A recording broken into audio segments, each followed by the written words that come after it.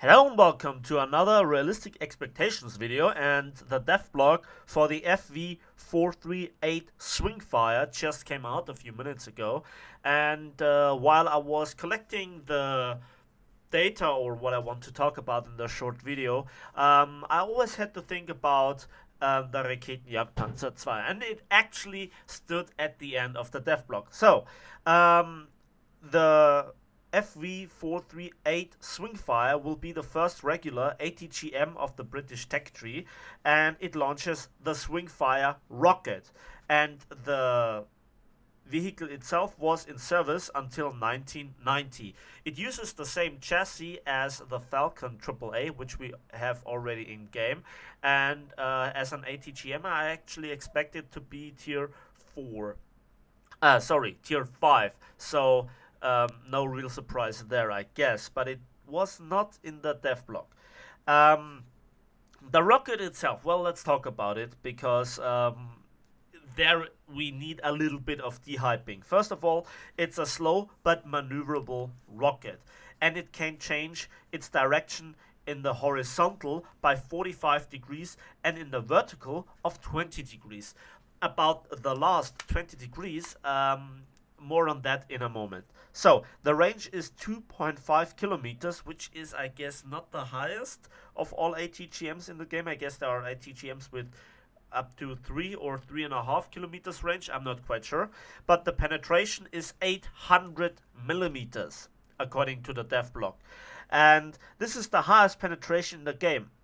And this is where I actually have to ask you, will this change anything? Because we saw 600 millimeters of ATGM penetration, and which vehicle can, resist that? That is more than twice the penetration you need to penetrate the T95 from the front. So you actually can shoot through the gun mantle and the actual armor, and you will still penetrate. Just saying. And the mouse can angle what it will get penetrated anyways. So I think it's not a game changer in this matter. And it also features just one 7.62mm machine gun as, secondary backup armament, I guess.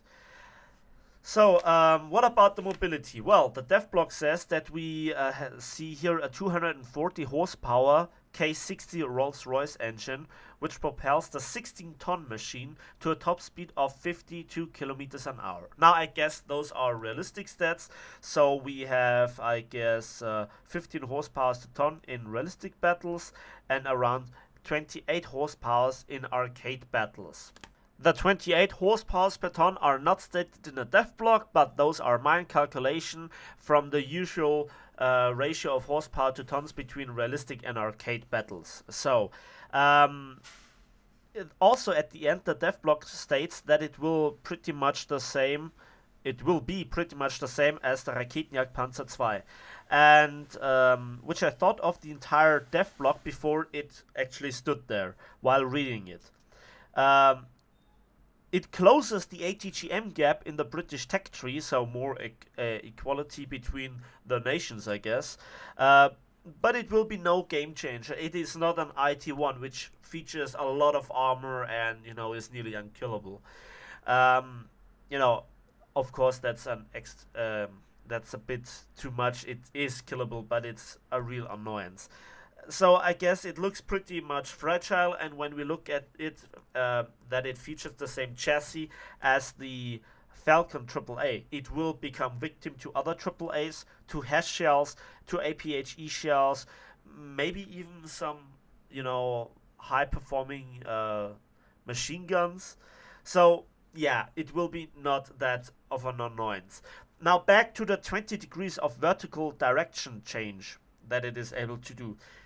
When you look at the dev blog, at the video at the beginning, which you will find the link to it in the video description, you will see that it fires upwards. So I'm not sure how big the angle is of firing upwards, but it has to go downwards. Is this already using, like, I don't know, 15 degrees of gun depression up? I don't know. So I expect it to perform like a British version of the Raketenjagdpanzer 2. It closes the gap, but it will be no game changer. Don't be too hyped about the 800 millimeters of penetration. I guess that is no big difference to the 600 millimeters of penetration that we already see in game, or to even a 400 millimeter heat def SGL, to be honest. So that's it for today. I hope you enjoyed the video. Please give it a like if you do, share it with your friends, subscribe if you want to see more, and see you next time on the battlefield.